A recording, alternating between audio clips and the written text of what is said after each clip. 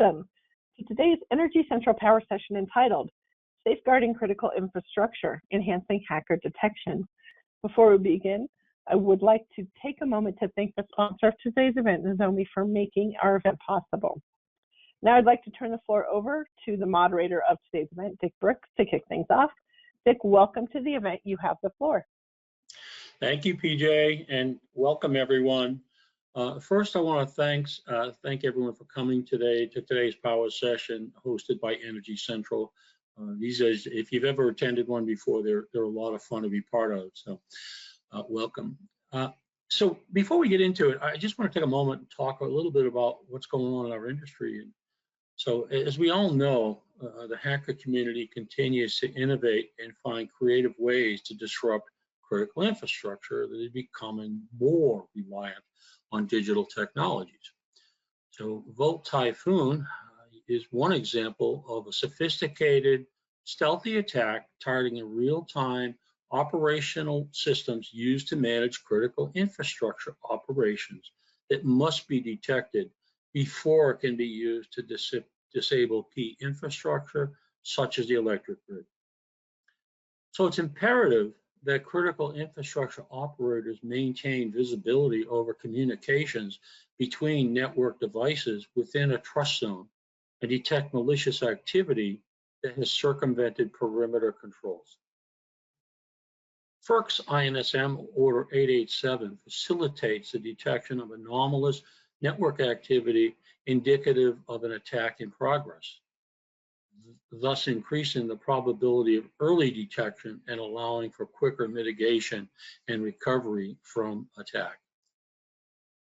It's important to understand the various challenges that come with INSM solutions for operational technology and real-time operations, which are time-sensitive and resource-constrained.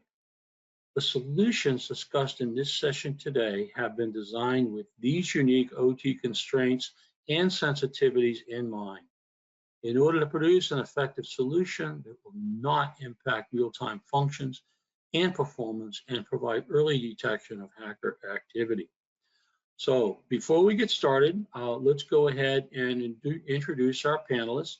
Ronnie, would you kick us off there? Yep, thank you. Well, first and foremost, thank you everyone for joining. My name is Ronnie Fredericks.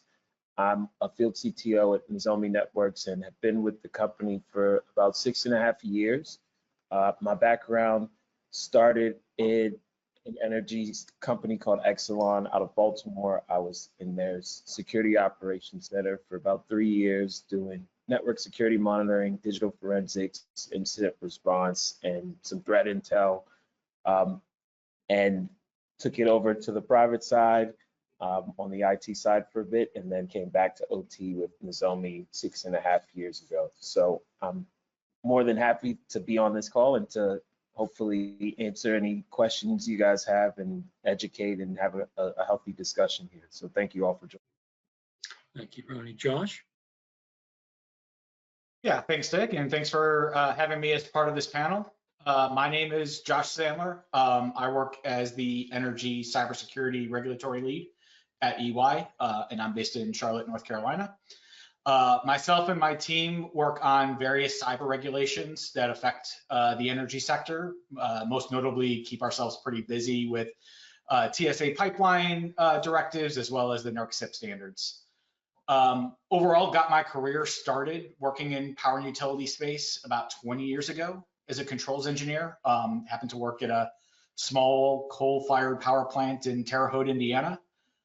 Grew up doing controls engineering, working at various generation facilities, gas, coal, hydro, pump storage, before I kind of fell backwards, leading a couple cybersecurity projects in about 2008, 2007 timeframe. And that was looking at a couple black start facilities that needed to become compliant with NERC CIP version 1. So I've been involved with the NERC CIP standards, not quite since the urgent action days, but since pre-implementation of the version 1 set of NERC CIP. I did spend 8 years following that, working at that utility, working in OT cybersecurity programs, working in the NERC CIP program, building, automating, testing, maturing that program. Came over to EY in 2017. Been here for 7 years now. Gives me an opportunity to work with a wide range of organizations, vendors, small, large utilities, whether those are investor-owned, government, co-ops, munis, whatever it might be. So looking forward to the conversation today. And Dick, turn it back to you. Thank you, Josh. And I'm Dick Brooks. I'm the lead software engineer at Business Cyber Guardian and a co-founder. And I think many people on this platform, or Energy Central community, know me. I want to thank you all for topping 900,000 views of my Energy Central content. So thank you all for following along. I appreciate your support. So let's go ahead and get started. We're going to go through a series of questions here, folks, and we'll see if we can give you some greater insights into what this session is all about. So let's start with the first question. What do you see as the biggest challenge utility organizations will face when adopting the INSM requirements from NERC and FERC? Yeah, Dick, maybe I'll take that one first. So there's definitely a couple different directions to maybe take that question even. Certainly on the technical side, there's going to be the question that the utility faces as far as what the best, most cost-effective method to potentially to identify that potentially anomalous network activity, how that's going to be analyzed, how it's going to be responded to appropriately. There's also going to be that challenge of performing network monitoring in environments where we haven't historically seen a lot of that being done. When we're talking about the generation plants, when we're talking about the transmission substations, those are environments that we haven't normally seen a lot of current, cybersecurity network-based monitoring, whereas you might have normally seen that a little bit more in the control center space. But in those field environments, the concept of what is normal, what does that baseline level of traffic look like, isn't necessarily fully understood or recognized. So being able to parse out what is potentially anomalous from what is normal requires us to kind of fully understand first what is normal supposed to be. But I do kind of think that the biggest challenge is probably going to be on the compliance side of it. The way the CIP 15 standard is drafted is it's intentionally ambiguous. And that's going to be a bit of a challenge. We've seen a few different examples in the history of NERC CIP where that intentional ambiguity has come back to bite the industry a little bit, and where it's caused just a lot of churn and updates and revisions to the standards that can be disruptive to an organization to try to respond to. We saw that a lot with CIP 2. CIP 2 changed from what was originally developed as we're going to allow the industry to take a risk-based approach to the identification of facilities and devices and then protect those, to what we now have as a bright line. We saw a very similar concept start to happen in the physical security standards in CIP 14. And so when we kind of apply that lens now to CIP 15, we're seeing a similar origin story. We're seeing that we're once again left with a standard that is asking the industry to first themselves self-identify potential areas of risk and to apply methods to those areas to help mitigate against the risks that we see. And so while certainly we can appreciate and benefit from having that flexibility, we are also now presented with an opportunity for auditors to formulate their own opinions and to formulate their own perspectives of where that risk might be and whether or not the utility got it right. And so it just presents a potential challenge point for the industry. So it's going to be incumbent upon those utilities to develop a defendable process and a defendable position about where it's identifying its risks and how it's identifying those risks and where those mechanisms can be deployed to help detect that anomalous traffic. Defendable is going to be that key word. because it isn't just going to be about having a developed process and then having those controls implemented, but then being able to defend those in a conversation with an auditor who may not be familiar with the environment, may not be familiar with the risk profile, whatever it's going to be. So as with anything NERC CIP, it's going to be a learning curve, both from a technical perspective and a compliance perspective. And that's going to be on all sides of the equation, whether we're talking about the utilities, whether we're talking about the auditors, whether we're talking about the security vendors, whether we're talking about the security consultants, any other players in this space. And we're going to potentially see evolution in the standards as a result.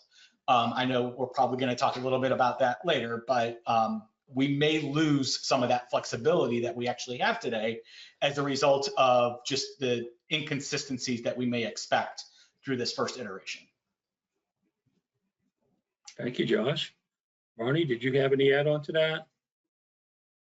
that? Not much. I would say, from what Josh said, just to piggyback off the main point being on the vendor side and more directly, working with implementing some of these processes as they come into play is time, because a lot of times, the time frame on when things can get done, how efficiently they can get done, standards will change or new ones will come out as we start to make progress on one. And then, like I said, just repeating what Josh said, is knowing what's there, being able to have an accurate inventory and knowing where to start is also going to vary by even within the same vertical. One company may not be as mature as another or have the resources really to do that. So having that sort of relation between vendor and regulatory and the cybersecurity folks, as well as the end users, is all, everyone working together is where I've seen the most success in terms of getting things done accurately and at a timely manner. So. Thank you, Ronnie. Yeah, I can say from, just from my time working, I was at ISO New England as the enterprise architect, and I can tell you that there are a lot of different protocols running in those OT environments, and they're not really easy they're not intuitive, I can tell you that much, first off. So having the ability to see what's actually happening down there at those lower levels is extremely important, but a difficult challenge at the same time. So thanks for that, guys. So what steps should cybersecurity and compliance teams take now to prepare for audits in a post-INSM world? Yeah, certainly, one of the promising things about the, this upcoming CIP 15 standard is we get the benefit of a relatively long implementation period that I think is a bit of an outlier when it comes to some of the NERC CIP standards. We haven't started the clock yet. We're still pending FERC approval, but if and when that does come, we're going to have 3 years to be compliant for control center environments, but we're going to have 5 years to be compliant for the field locations, those medium impact environments that have external routable connectivity or ERC. But as with all things that we've seen, you're going to need that time. That amount of time is going to be necessary for organizations, even starting that journey now, if you don't already have anything currently in place. And that's working with solution providers. That's working with the security vendors to understand what methods are available to those utilities to address the risks that they might be faced with. Certainly, Dick, as you mentioned, having multiple protocols, some of which are encrypted. How are we going to be able to monitor all those different network feeds in a multitude of different environments, potentially all within the same organization, and start to really validate and test our architectures and roll those out with enough time to understand the baseline. And I kind of mentioned this before, but there's going to be a period of time for a lot of these technologies that may aid in our ability to detect anomalous activity to first understand what that normal baseline looks like. So that happens over time, and it happens over multiple different points in the year, or different levels of network traffic, or different operations happening. And so understanding what all those types of events can look like on a network layer will just take that time that we're given to understand what baseline is, and hopefully tune our tools to avoid those false positives, those false negatives that we might see throughout the implementation. And then we're going to need to test and mature our practices over time. What I've seen in our more mature organizations and clients is those that do periodic testing of their security and compliance posture, whether that's through internal means, internal audits, reviews, whether that's external providers. It's trying to identify gaps and inefficiencies that can be remediated, such that when it comes time for audit, where we should have previously uncovered anything that could be an issue. Thank you, Josh. Ronnie? Yep, thank you. So with, what you can do now to prepare for these is, right within the order itself, it does mention a couple of different things. I think there was 4 specifically. It mentioned like anti-malware, firewalls, IDS, and IPS. So, without assuming the maturity of the different networks of the folks on the call, some places already have some of those things in place. Some may have nothing or half of that. So first, just from the document itself, just going through and checking off to say, do I have these in place? Do the tools I have, are they able to collect, detect, and analyze things? And then if not, that's a good place to start, because obviously that would be something that would be coming up in an INSM audit, since it's right there in the document itself. But if you do have some of those things or already have them in place, like I said before, having that relationship between the vendor, the tools, the implementers as well, to make sure you're fully utilizing it to its maximum potential. Just because within the INSM standards, it also says you should be able to have the traffic, log it, collect it, store it, and then be able to implement measures later to analyze it. So whether it's through using an IDS or a combination of everything, a lot of times I see folks that have tools that they just purchase because of these compliance standpoints, and they never utilize it to its full potential, or some places use it at all, right? So if you have it, maximize it, as well as put your pressure on to the vendors and the regulators themselves to say, hey, what are you guys doing to adhere to these new standards that are coming out? I bought X, Y, and Z, or I have this. You say you're a security platform.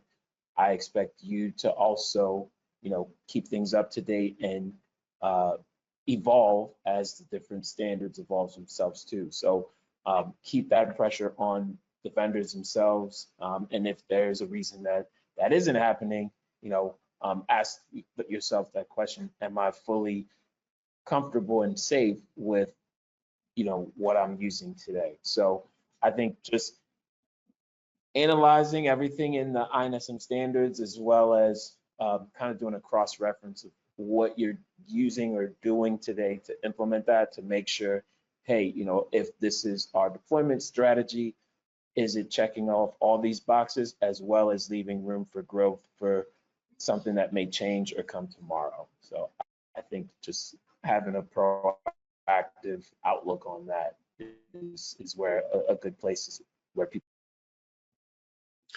Thank you, Ronnie. And we did get a comment in the chat that I want to share with you. And so some people are saying, having better guidance would improve the design process. And I totally agree with that. In fact, when I worked at ISO New England, I would typically when a new SIP standard came out, I would go look at the RSAWs that came out that advise the auditors how to proceed with their audits on these various standards. So if you haven't done that, by all means, go get those RSAWs and look through them so you know what the auditors are looking at in terms of their own guidance. But the other thing I did too is it was common. I ran the enterprise architecture group, and we would bring in vendors to come in and talk to us about what they did to solve some of these challenges or these problems. And so by all means, reach out to the vendor community and ask them to come in and talk to you about what they're doing so that you can see what's available and then even do some planning at that time. So don't be afraid to reach out to those vendors and to look through those RSAWs. Okay, yeah, next. Dick, another source of potential information there is, especially considering where we are today in a point of time where FERC has yet to, issue a NOPR, issue a final ruling on approving the standard. There's definitely going to be context in those filings that FERC does as far as what their expectations are and as far as how they read some of the standards. Understand that they're not the ones who are often the auditors in a lot of cases. Sometimes they are participating and sometimes they are leading audits. So there's definitely some insight in, and they can be a couple hundred pages and can be a little dry at times, but those filings do provide additional context for, what FERC thinks and how they think as far as, what the expectations are and what they see as being successful, or potentially where there's pitfalls in the potential standards where things might be missed, or they might start to even tip their hand as far as what may come in the future, as far as we're going to keep our eyes on how this is going to get implemented and might be a source for FERC to consider a future directive of where the standard may evolve. Great point, Josh. Yeah, I've had both FERC and NERC come in for a visit. You never know who's going to show up the next day and say, "Hi, we want to talk to you about X." But good point, Josh. Thank you. Next question is, how do the new standards integrate with other NERC CIP standards, and what are the best practices for a holistic approach to cybersecurity? Yeah, so definitely a few direct and indirect integrations with some of the other NERC CIP standards that are already in place. First, that I think is one of the more obvious ones is CIP 8. That's our cybersecurity incident response plans. There's not a formal tie between CIP 15 and CIP 8, but there's an implication in CIP 15 that if something anomalous is detected, that the organization is going to do something about it. And we already have some processes in place for how to respond to cybersecurity incidents. Now, what we might not have is the playbooks specific to various tools and methods that may get implemented as a result of the INSM standards. So there might be some updates that are needed. But for the most part, the overall triage, response, reporting processes are something that can be leveraged. We do have other cybersecurity monitoring requirements in place for CIP 5, which are kind of focused more on network boundaries, what's going into or out of our network zones. We do have them in CIP 7 that are more endpoint focused. So we're now kind of filling a gap in CIP 15 for monitoring maybe lateral network traffic or other zones of within those boundaries for potential anomalous activities. So it isn't quite okay, we can just do what we did in CIP 5 or do what we did in CIP 7 and we're covered, because we're going to have potentially different methods and different solutions here. But the concepts of doing monitoring already exist, and there's potentially things that we can leverage or potentially even lessons learned that a utility may have had going through that implementation, going through several years potentially of audits to know maybe what to expect in an audit, to expect to know what to expect when an alert does come through on how to respond to those. And then we're also considering CIP 11.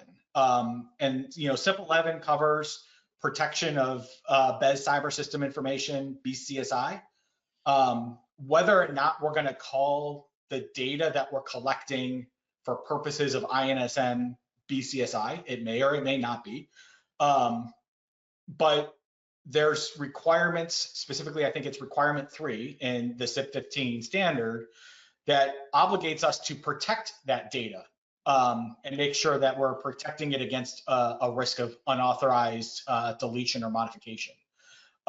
So that's not necessarily a new concept to the organization that may already have practices and policies and processes in place for other data types that exist in the NERC CIP space. It may just be now leveraging those for a new data set, potentially in a new storage area. All that, of course, is that to say, I've seen organizations that are most successful in their journeys here, both cyber security-based, compliance-based journeys, that rather than treating each new standard or each new project or each new tool as bolt-on, as just we're going to go buy this and throw it in and walk away, we check the box, we're done, is to find a way to integrate those things into a more holistic strategy, into a more holistic process, such that we aren't trying to manage everything as an exception, where everything is unique and everything is different. And of course, that we're monitoring those tools, those processes for gaps, for inefficiencies, and looking to consistently mature them. Great. And I know, I think the part of the question was about, best practices from a cybersecurity standpoint. I would say, having been doing this for about 8 years on the customer facing side, and previously being in a position where vendors were approaching me in a SOC trying to pitch whatever they thought was the best thing at the time. One thing that I've noticed is always at the top of everyone's list, unless you're going in for an actual incident and there's active malware messing things up.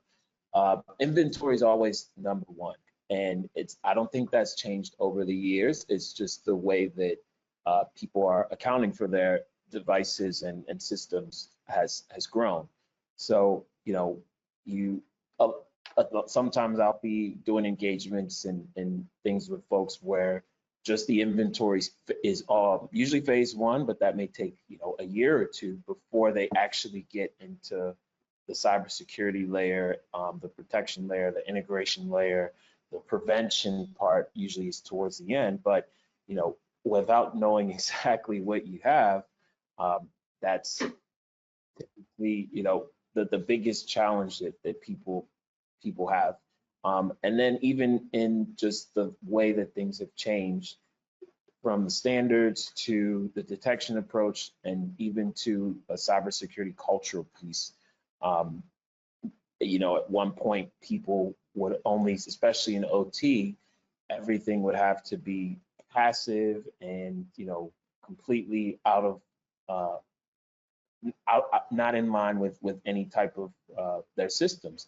And I've seen, just in the last 5 to 7 years, that whole cultural mindset on, maybe a little bit of active is okay, maybe a little bit of scanning, maybe agents on certain types of devices, which was completely unspoken of back then. So, like I said, all goes back to inventory, and, depending on how lockdown or air gapped in certain standards and devices and rules are in different areas, will determine how good of an inventory picture you get. And sometimes, just being able to get one more piece of data, whether it's a serial number or firmware or card information on a backplane PLC or something, just getting that little bit more goes a much further way in terms of protecting and knowing what's out there, and then implementing something that is, monitoring all of that traffic. So I think from a holistic point of view,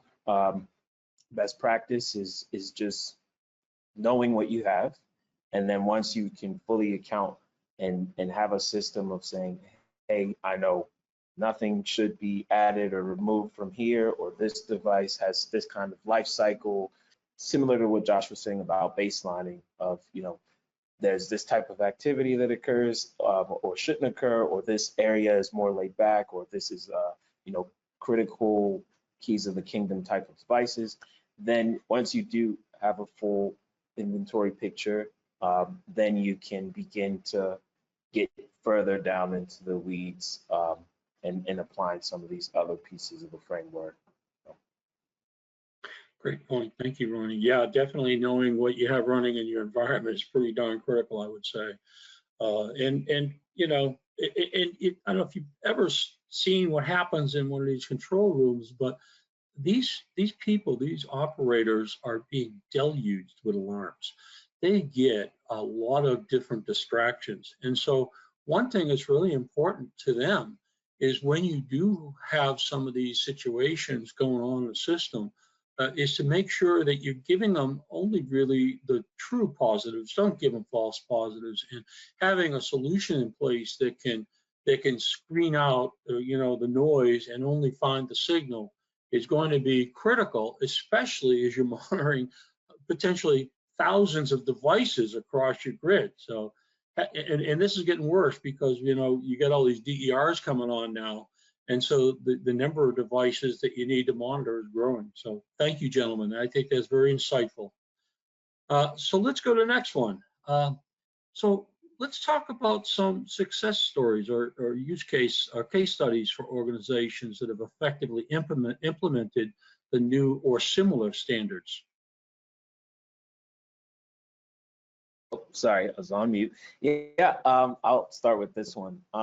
So with just for legal reasons, I obviously couldn't disclose all the specifics around some of these use cases, but in North America, in the energy sector, of course, and this is why in one of my earlier answers I mentioned encouraging people to put pressure on, especially the vendors, for what they're providing and what they're able to provide in the future. So this was maybe 5 or 6 years ago. Started with a proof of concept, typical engagement, RFP, testing a couple different vendors. And this was probably the most complicated RFP that I had at the time received. And it was, I don't know, maybe 10, 15 pages long of lists, bullet style points of things that were not in the format of must have, nice to have, don't have, but it was all need to have at some point. And this particular organization, they were very forward thinking, or they are very forward thinking in the sense of, we have an idea that if we don't do this right today, there will be other standards that come in the future. And if your product doesn't adhere to that, then we'll be back to the drawing board, or we'll be stuck with something under contract for whatever years we get it, and it doesn't check some of the boxes we need. And Nozomi is a startup, and back then we were even smaller. We took on the challenge of saying yes to a lot of those things on the RFP without actually having something in place, but we didn't take it on in the sense of, we just want to do this because customer wants us to. We took it on as, this is a good opportunity for us to expand our footprint and really to put ourselves more into the CIP and FERC and NERC community to actually make a product that's more helping people that will have similar asks as this customer did. And these were a range of things, from hardware that needed to be hardened and ruggedized and having certain types of connections and power supplies and being able to operate within certain temperatures and vibrations, as well as to more specific technical things like integrations with certain types of devices, certain protocols, grabbing certain things actively over certain protocols versus passively. So it was a big task for us to take that on. But looking back now, you know, it kind of gave us a roadmap of things to do that we may have not been thinking of at the time. So it was a good story in terms of forming a relationship where, you know, if there's a problem, we're in a position that we can use resources to solve it, and this company as well as others can benefit from it. So it was really good in that sense. And then once they did get audited, there was nothing from the Nozomi side that triggered anything. It was more so things that were in progress or that were being phased out as they were refreshing some of their equipment in that case. But that's one specific use case. And there's others, usually not as complicated, but it's more so, you know, once we did so much work with this one customer, other folks would come and ask maybe, let's say 10% of the things they did. And it's like, oh, you know, well, we've already have this in the books. We've already done this. We're already compliant. We have these frameworks in place.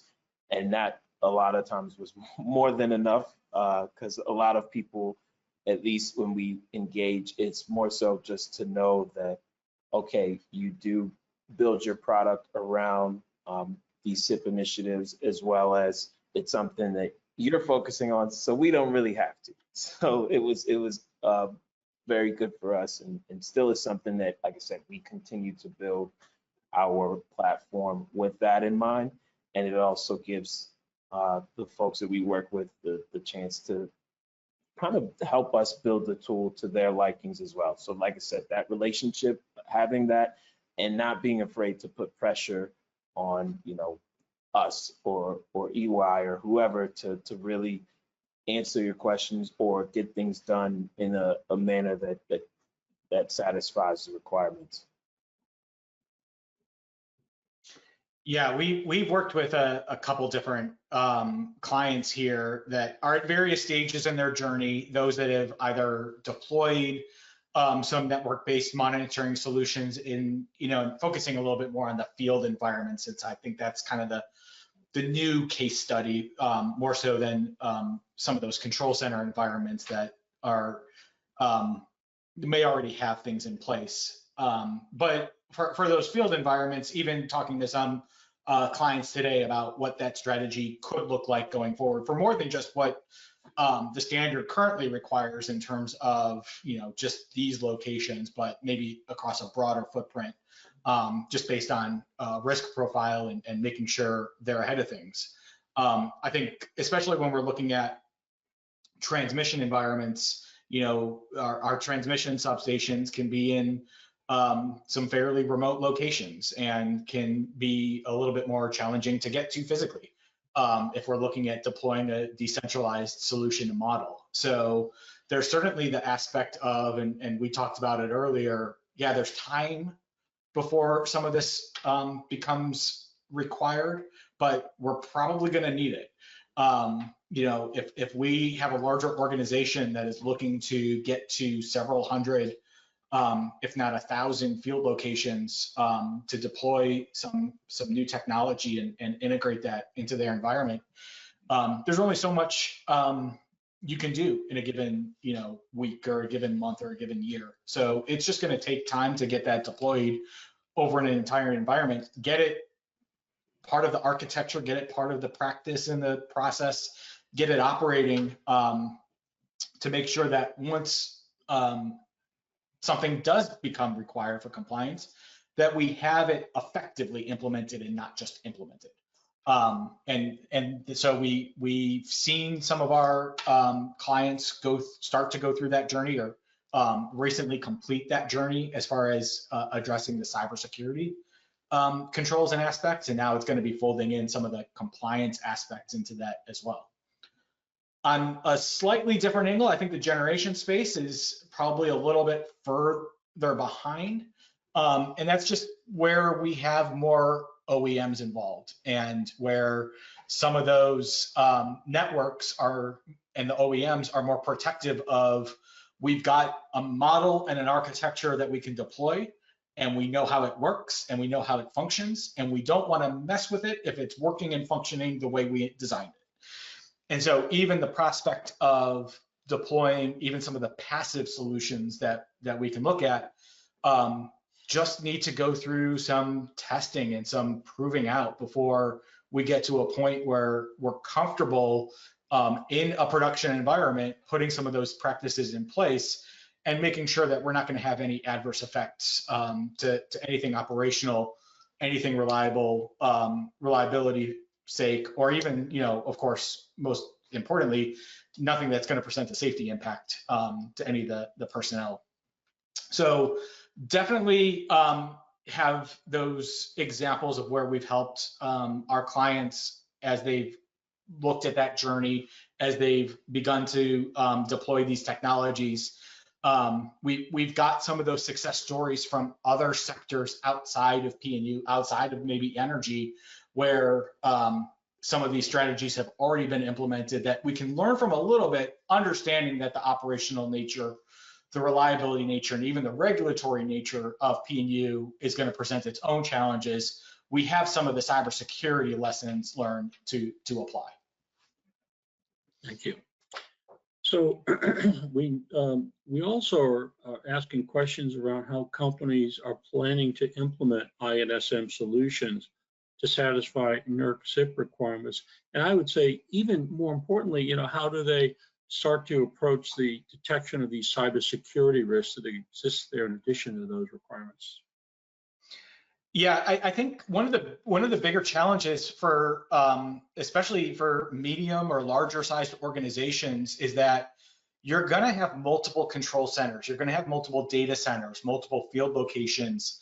And while we like to think that some of these start to get deployed and some of these, even from an architecture perspective, look the same, in a lot of cases they're not. And while we don't want to potentially try to architect and develop purely unique solutions for every single environment we have to protect, we have to start evaluating what the pros and cons are of what a centralized model would look like versus a decentralized model, where cost might be a consideration, of course, where bandwidth considerations might be, of course, a part of it. So there's all of these factors that are going to need to go into just the planning phase of an organization who's trying to meet some of these obligations and trying to meet these security controls, potentially for the first time.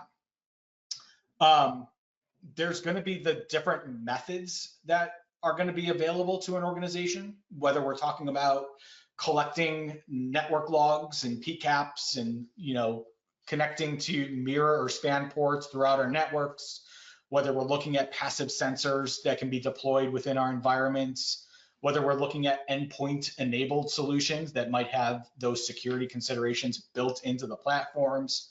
But probably more likely, what does a comprehensive or combination solution look like? Because it may not just be one of those things for any one organization.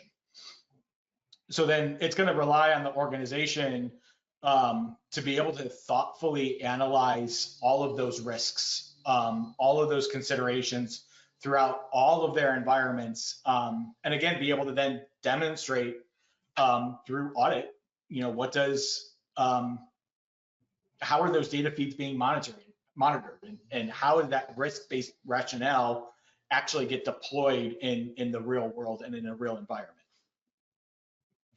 Thank you, Josh. Yeah. Ronnie? Oh, yeah, I was going to say I agree with what Josh was saying, and the way that I tend to think of it is from the different stakeholders' perspectives, right?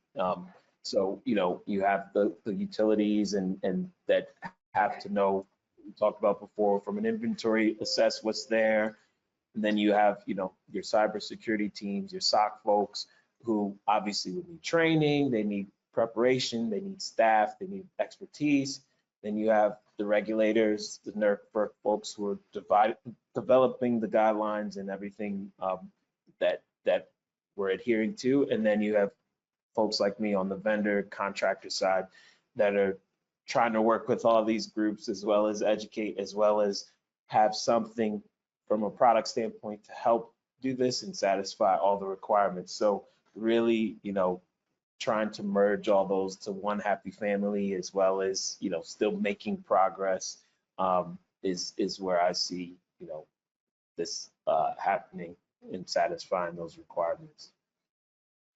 So, Ronnie, I'm going to put my old ISO New England hat on, and I'm going to ask you then, if I was looking at this today, so I understand that compliance is coming, but cyber risk is here today. And that's the one that can really cause me the most harm. So if I was to look for or begin to think about how to apply this monitoring a solution in my OT environment, how would you recommend I go about that today? Yeah, so from a monitoring perspective, and I know this is mentioned a few times, of having intrusion detection systems. Obviously, Nozomi itself is one. There are others out there in the field, but I can only speak on Nozomi. But the point is, there should be some sort of investment or placement of an individual intrusion detection system. As we all know, the cliche, there's no silver bullet to cybersecurity, that is true. So we're not necessarily looking to replace or rip anything out, but every tool, every platform does have its place in the stack, right? So if you're looking to, monitor OT environments, Nozomi itself, that's our bread and butter for 10 years plus. That's where vendors, we reverse engineered parse protocols, partnered with folks like EY, Energy Central, other big, small, medium names to get to this point of understanding a wide range of just OT protocols, as there are hundreds and they're not all the same. And then addressing different challenges is having a network-based platform. Everything in OT doesn't have an IP address, and then some things were birthed without one, and then at some point we decided to put an IP address on some of these devices. So in order to really understand and monitor them, that does take a lot of heavy lifting, which is why, a regular IDS versus an OT IDS is completely different. So when you get into the weeds of, serial connections, unique protocols, different vendors, encapsulated traffic, different tweak protocols or specific ones for like government agencies and things like that, you really want to have a mature knowledge base, as well as someone that's working with the EYs, the Energy Centrals as well, to say, hey, we can't necessarily do everything, but when we work together as a collective, we're able to check off not only product boxes, but compliance boxes, as well as professional services and management pieces. So that's, like I said, our bread and butter. I would start at looking there, and then expanding to ask, okay, outside of that, what can my IDS do for me that I may not be thinking about today? Great, thanks for that. Okay, let's go on to the next one. So the FERC INSM order calls for greater monitoring to detect malicious activity in OT environments. How does the Nozomi offering satisfy this need? Sorry, let me unmute again. Yeah, so the way that we do that is, we have passive sensors that can be placed as low as level 0 on a Purdue model scale, up to level 5. And getting that traffic, typically we would start passively, depending how rich it is and how close we're getting to those field devices.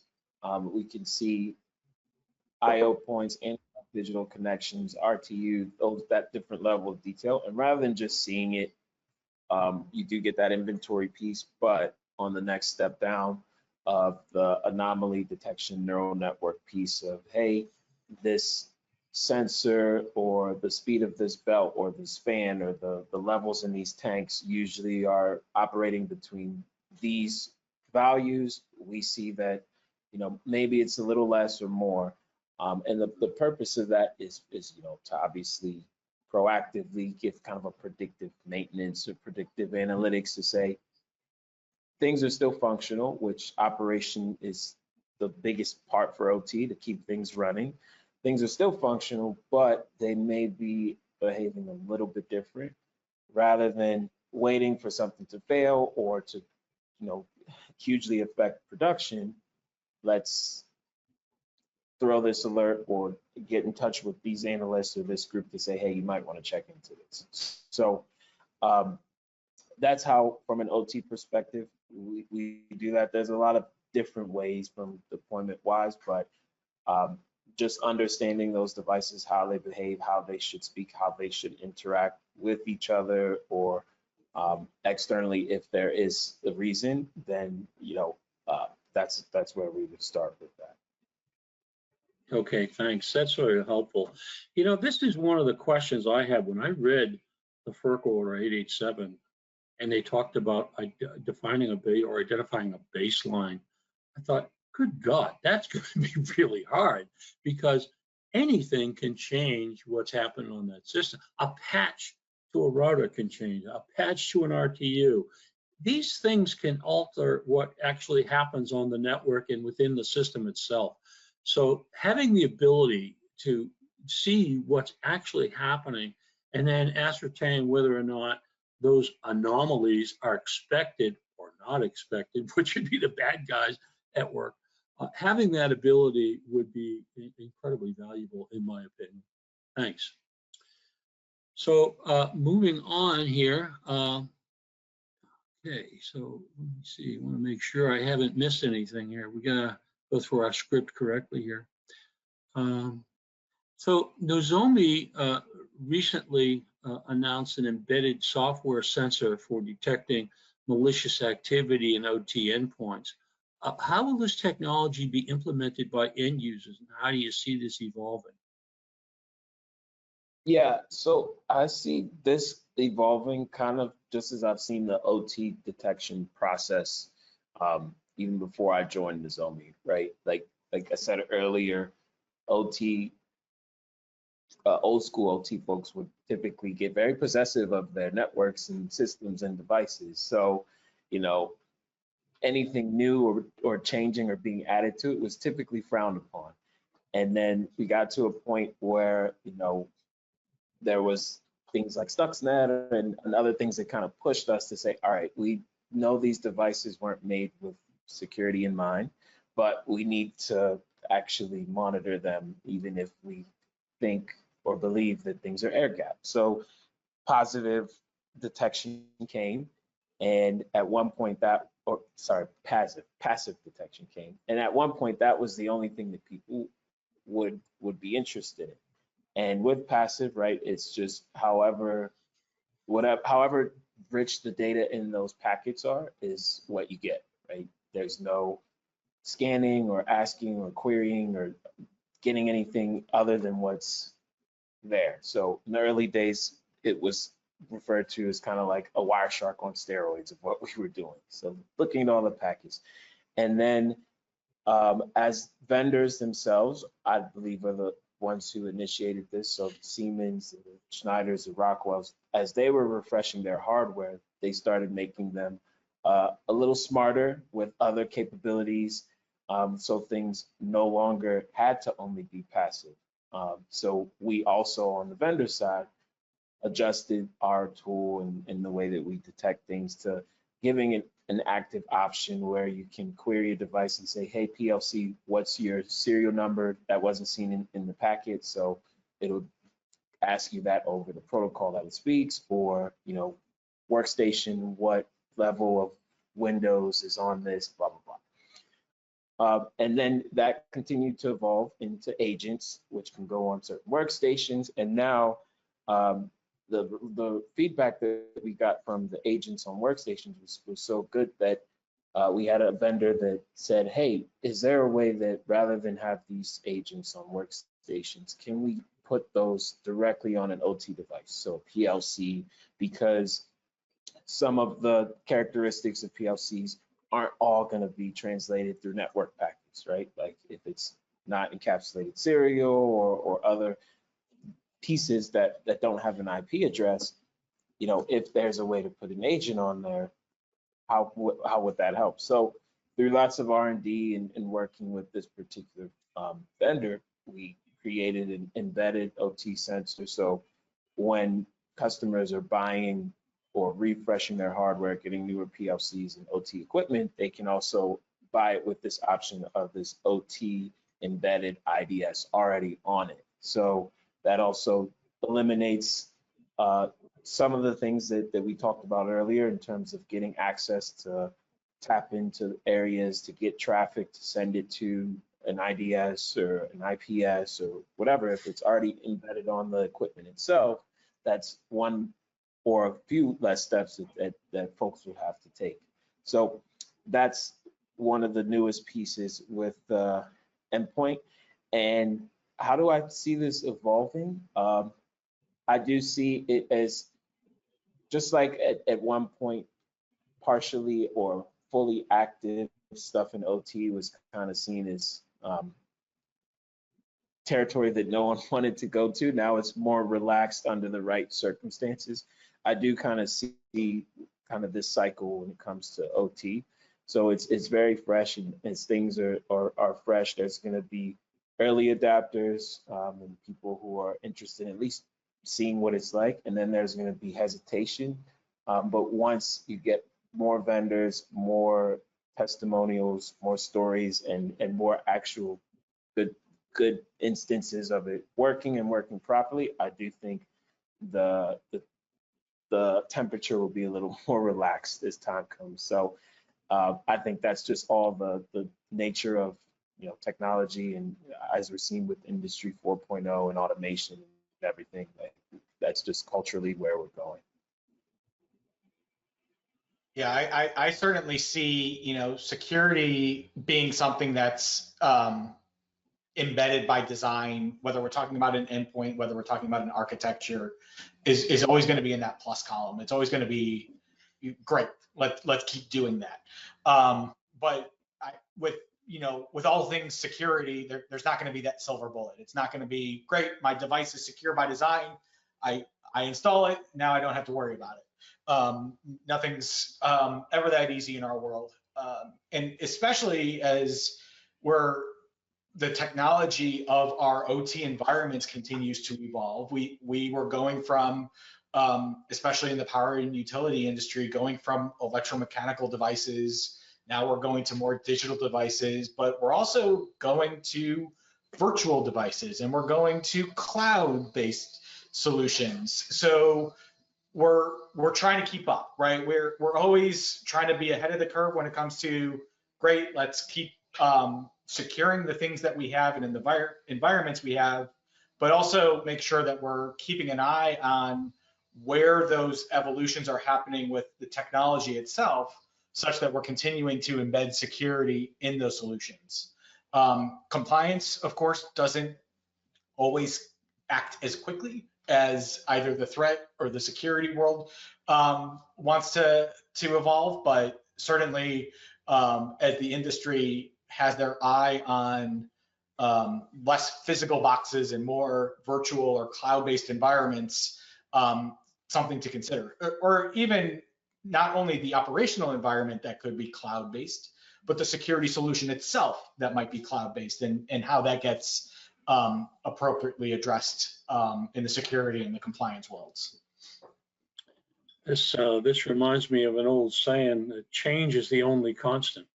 And I think this is entirely true, especially when you consider that we are in the throes of a energy transition. As you pointed out, Josh, we're starting to see more and more digital services on the system. Inverter-based resources, those are all driven by software. And software has potential vulnerability risks. And there's a need to know what's happening at those devices and the ability to monitor what's happening there from inside the view of the devices themselves, which I think is what Ronnie was suggesting, is going to be invaluable. Just knowing, if it's under attack. So this is something I think we're going to see more of. Okay, let's move on. So, how do you foresee the NERC CIP 15 standards evolving in the future to keep pace with technological advancements? Yeah, I think this touches on a few of the things that we've been talking about and we've been discussing. Certainly one potentially predictable outcome is, I had mentioned right now that the standards are flexible and the standards are ambiguous by design. And that's potentially something that evolves to a point where it needs to be more prescriptive based on how it actually gets deployed, how it gets implemented throughout the industry. We just talked about cloud-based solutions and software platforms and operational environments, and whether we're talking about inverter-based resources or other parts of the grid transition, needing to adapt to those environments, and those are areas of CIP that, while may not necessarily be allowed or applicable today, certainly as FERC entertains a lot of the conversations, as we look at the potential reliability impact of the grid itself, certainly something that's part of the equation and part of the conversation as well. But then even within the environment that NERC and FERC do currently regulate, the standard as it's drafted focuses on our control centers, high and medium, and it focuses on our medium facilities that have external connectivity. It doesn't touch on the fact that there are low control centers. It doesn't touch on the fact that there are low field assets that have external network connectivity, not in a capital defined sense, but in a just that connectivity and capability. There's medium impact locations that have networks, just that those networks may not necessarily communicate in a bi-directional way with an outside environment. But that doesn't mean that some of these security risks aren't present and don't need to be addressed. So certainly an area that we can also potentially predict that the CIP 15 standards are going to potentially evolve in the future is then getting applied to some of these environments that exist today that aren't required to have those controls. And those types of things come out through FERC audits and NERC reviews, where they see how the controls are being applied, how they're not being applied, and where risk may still be present. The NOPR that got this whole thing kicked off talked about evaluating whether or not we should apply these controls at lows. The decision was made for the time being, let's not focus on those. But that tends to be a delay and not necessarily an end conclusion or an end decision that we've seen in the past. Yeah, and how I see things evolving in the future, I see it kind of what both of you have said at one point in terms of, we feel like we're playing catch up a lot of times. I think things will continue to kind of push whatever the boundary or standard is at the time, where, like I said before, it used to be passive only, then active and cloud and on-prem and versus, agents.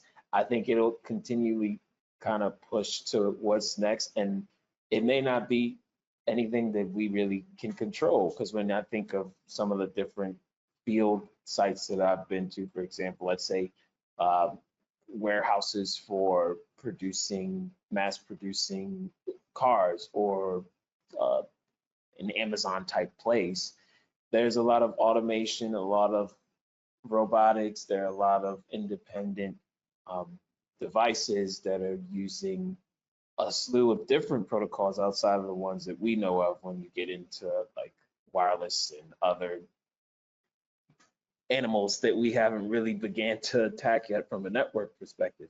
So I do see in the future us having to expand and create and come up with new standards and procedures as the world and these devices continue to mature. Almost seem like they come from nowhere. So me personally.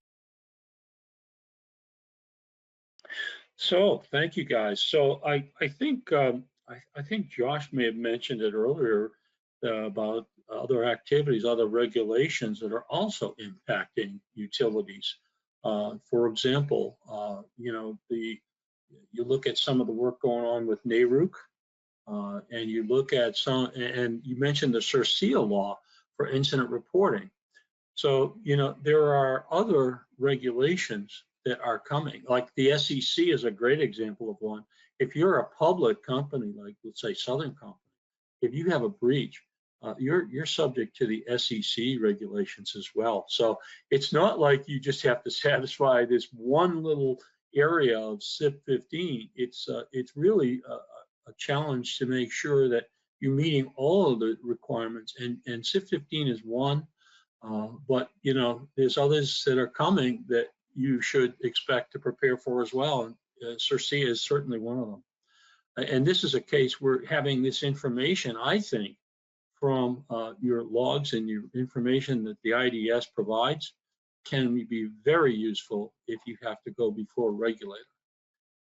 So the other question that people seem to be asking about is, you know, whether or not this network security monitoring should go beyond just the hardwired networks and include wireless networks as well. And here it's not just, I'm not just talking about Wi-Fi here. I'm talking about, for example, 900 megahertz and microwave communications, which are really all over the utility industry.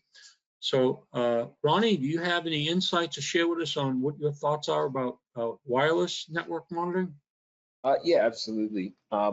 This also is something that we've heard a lot in the field from our existing customers. And like I said, Nozomi, we've always been a customer, what they say, customer obsessed product, which means, you know, we do have good ideas ourselves, but a lot of those do come from people and folks and customers of ours saying, hey, it'd be cool if, you know, I could get visibility into this.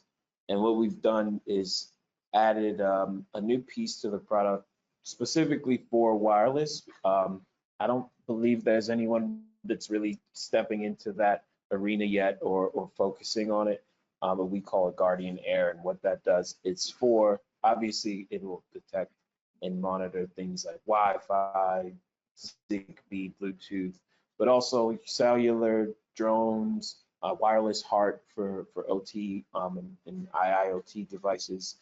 And with that, it's a completely different level of use cases that we see, because, you know, the typical OT use cases are always going to be there, but now when you bring wireless into it, for example, if there's certain sites where there's devices or tablets that are supposed to stay there, whether it be for hotel management or you know, manufacturing certain parts, and how many times have employees or ourselves, we forget, oh, this is in my pocket, and you go to lunch or you go to this other part of an area.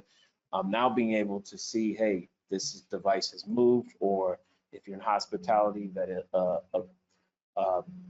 a customer left the USB key plugged in, maybe to be able to centralize it and say, hey, this is on this floor of this east wing of this hotel. So doing that, as well as on a C-level point of view, let's say, you know, you're working in a certain government agency, and everything that we have from our watches, I have a smart ring, you have all kinds of devices that can communicate with the internet. Depending on what's going on in that meeting, you know, I've been on sites where literally I've had to put all this in a bucket, a container, can't come in, can't go out. But sometimes people forget, but there's nothing really monitoring to ensure that anything that has those level of communications is or isn't there, right? You know, some folks in OT are manufacturing and doing things that, let's say you're manufacturing weaponry or things that can explode, those kind of having those communications can affect that process of, interfering with it. So it sometimes can be very critical to make sure that there's no access or there's nothing able to communicate. So the point of that wireless piece, like I said, the use cases are different, but it's very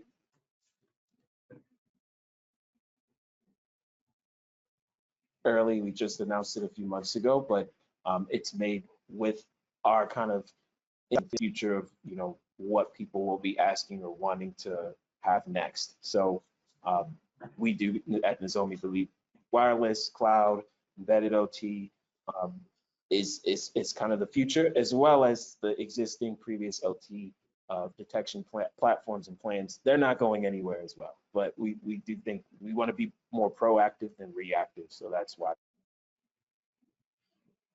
Thank you, Ronnie. So I don't know, I may have to buy a software product like yours for myself, just to prevent any pagers from blowing up on me. So, yeah. Whoever knew that a pager could be a weapon of war? Anyways, okay, so we do have a few audience questions, guys. Are you ready for them? Well, let's do it. All right. So one question was, how does Nozomi handle learning environments with duplicate IP addresses, given that OT systems and utilities typically have duplicate IPs? Okay, that's interesting, because that's one of the things that people ask us before implementing or testing. And if you're, especially the very legacy and traditional OT companies, they stand up their sites, as I like to call mirrored sites. So even though the sites may be completely different, I've been in places where it's the same exact hardware, sometimes the same exact IP and naming convention of their host as another, just because it was done a long time ago and it's always been the case. So if, site A, B, C mirror each other, and now you're having a monitoring tool on top of it, how is this monitoring tool going to distinguish that, device 1 at site A is not the same as device 2?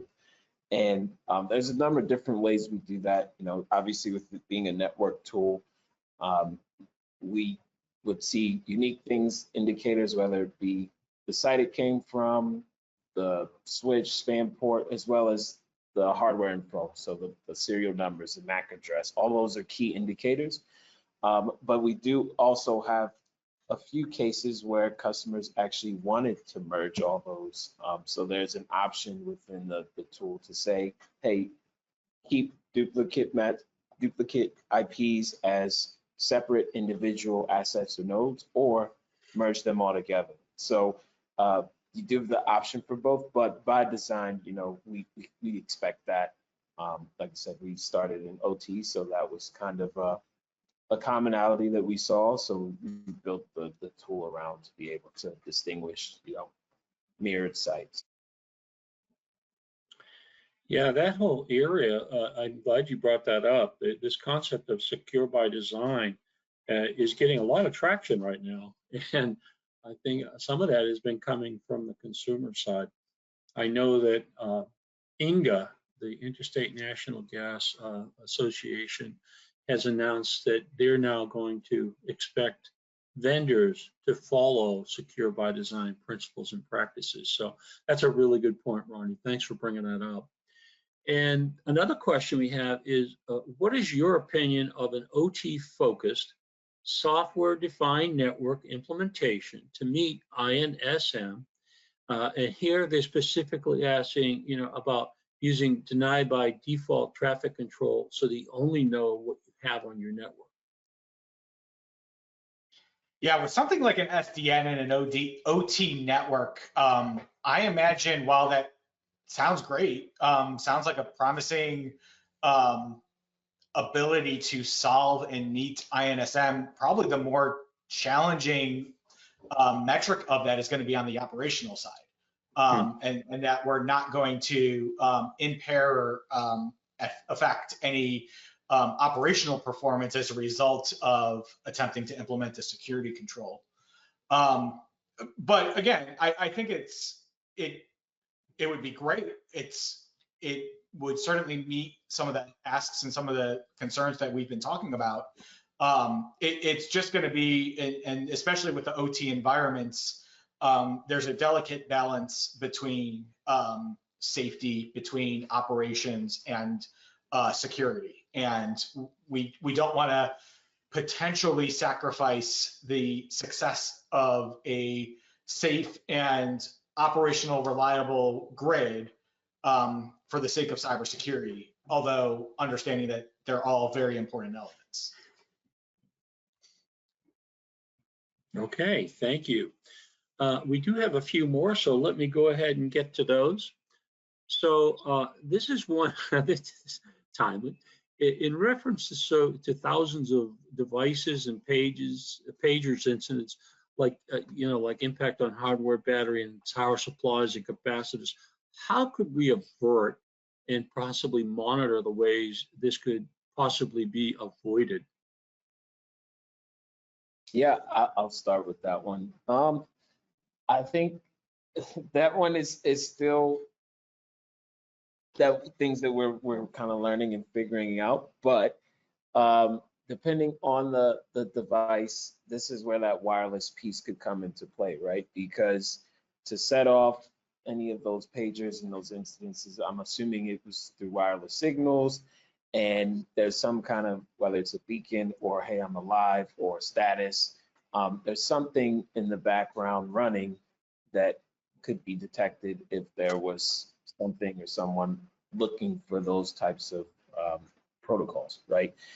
And I don't, like I said, in these days, I don't think many people have really thought down that rabbit hole, especially because, we tend to forget about security on our personal devices, the way that we look at it for OT and other pieces. But the risk is still there.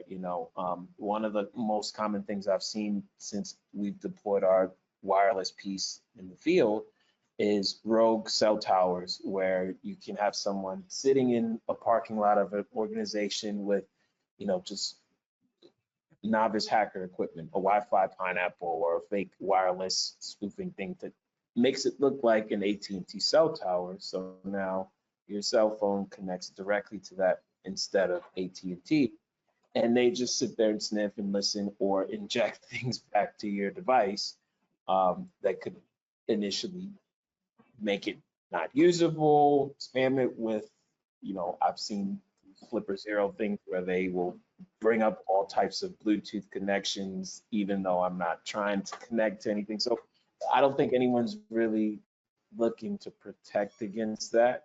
But in that, what you mentioned, the pager incidences, those are all wireless channels and protocols that they're using. So I think a product like the Guardian Air piece to monitor wireless is a good first step, but just like every other tool, it's more than just, okay, this is here, this is here. Now what can I do to prevent or stop, bad things from happening? So we're on the right path, but we're not 100% there yet.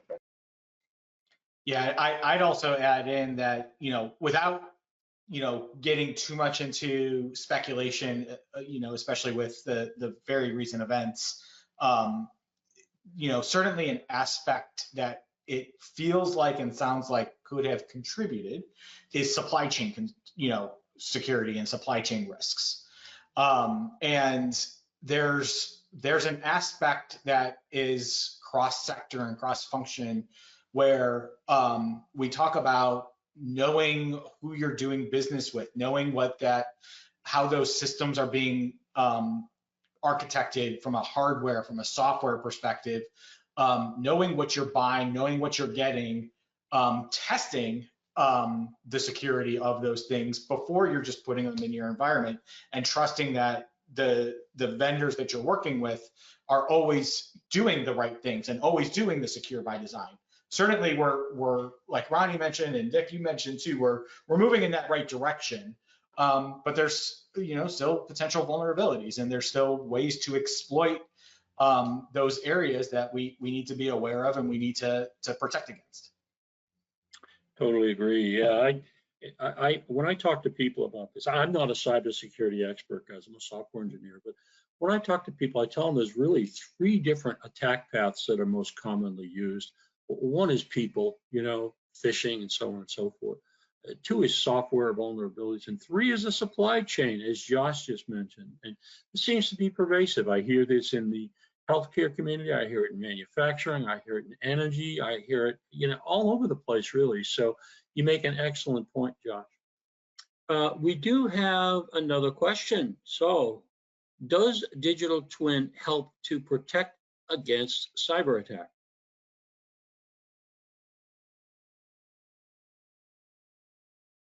So I'll start with that, but yeah, I would say yes. And if anyone out there isn't familiar with digital twin, it's like making a replica of a city or an entity with the hopes of, let's say you're the city of Miami looking for a product. Rather than implementing this product, you have a digital twin, which is kind of a virtual entity of that city and what's being used in it.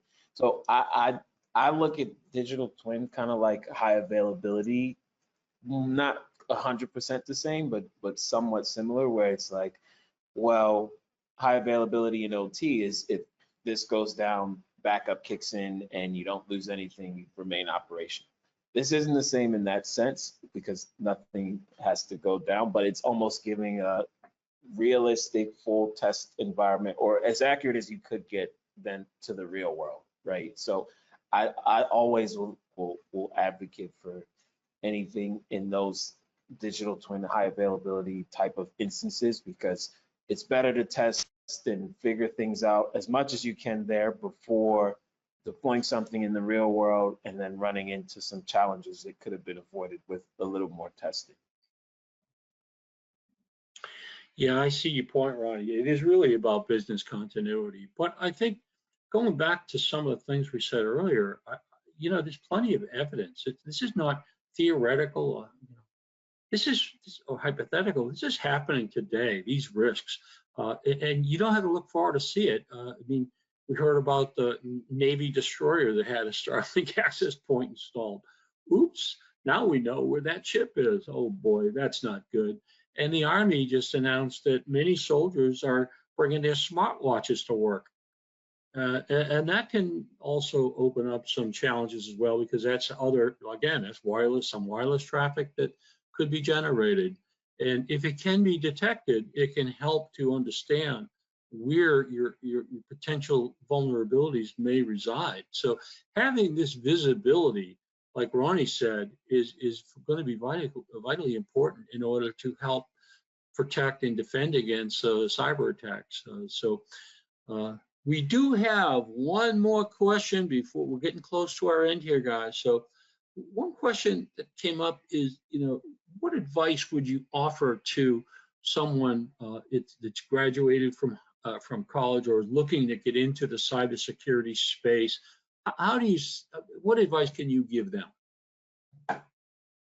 Definitely an interesting question, and appreciated. I'm gonna show my age here a little bit. Cybersecurity wasn't a degree offering when I was in school, so it was something that I learned through application, through hands-on experience.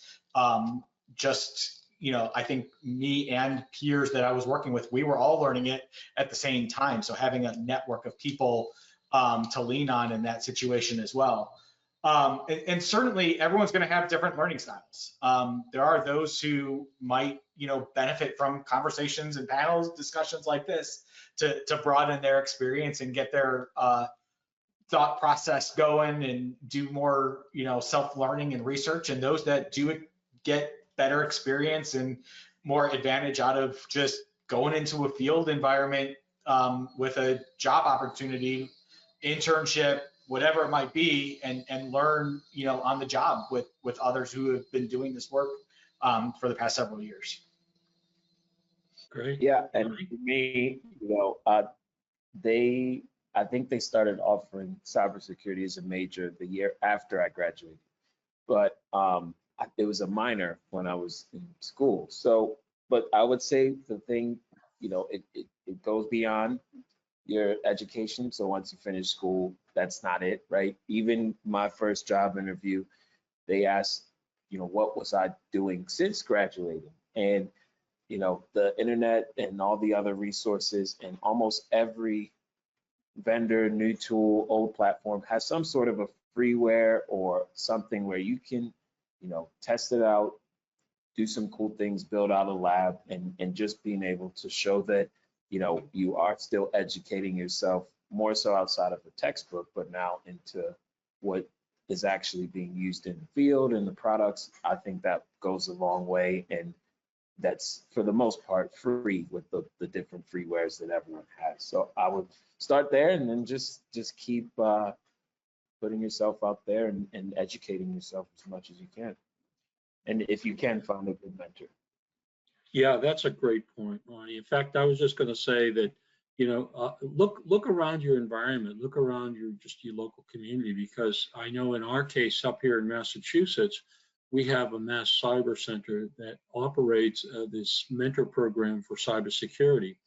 And I'm one of the mentors there, and I can tell you that it's really, really gratifying. You bring in a student and you teach them something about what you're working on or what's coming down the pipe as a futuristic technology that might help them get better positioned to get a good paying job. So it's not just about, knowing who to contact, but also getting that network in place and getting getting the mentors, like you said, Ronnie, and connecting to the community. This is valuable.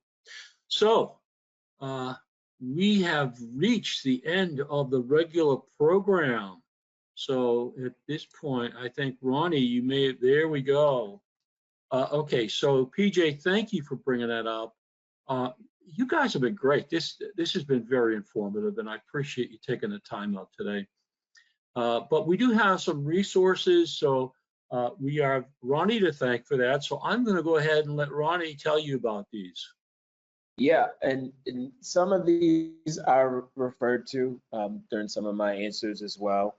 But we do have a NERC CIP mapping guide and how it aligns with, from that IDS checkbox, if you were going by the INSM standards. This is a good place to see, what else you're okay with versus what you would need in addition to an IDS. We've built all that out already. And then the second blog on the right that was published last week, which also had some key pieces. One of my favorite parts of it is there's a stakeholder chart that breaks it down into 4 types of stakeholders and the strengths and weaknesses of each and how to prepare for them in the solution. So both quick reads, good material. If you have any other questions about it, I believe my information's at the bottom of the one, and if not, I'm on LinkedIn. I have a very unique name, so you should be able to find me. And yeah, thank you for joining and asking questions and engaging. But that's all I have on the resources part. So pass it back to you, Dave. Josh, any last words from you? No, I certainly appreciate the conversation. Thought it was a good one. Similarly to Ronnie, I can be found on LinkedIn. Don't hesitate to reach out and contact me, and happy to help with any additional questions that you may have. But certainly appreciate the opportunity from you all to participate in today's conversation. Thank you. So thank you, gentlemen. Appreciate your time today. And my advice to you, the folks out there, is get involved. And by all means, look at the things that are happening today that are opening up channels of opportunity. One area is CISA, secure by design principles and practices. This is becoming more important. You see that with some of the announcements coming from vendors and from associations like the Interstate National Gas Association. So, and part of that is knowing how to monitor for cyber risks. And that's what this session was all about today. So PJ, I'm going to pass it back over to you and thank everyone for attending our session today. Thanks, again. Thanks, Ronnie and Josh. This was a fantastic conversation, and thanks again to Nozomi for making this event possible. For our audience, please look for an email from us containing the link to the replay, and also take a moment to fill out our couple of questions survey at the end. We take your feedback seriously, and sometimes that generates more power sessions to listen to. From everyone here at Energy Central, thank you for joining. We look forward to seeing you at an upcoming power session. Thank you for attending. This does conclude today's presentation.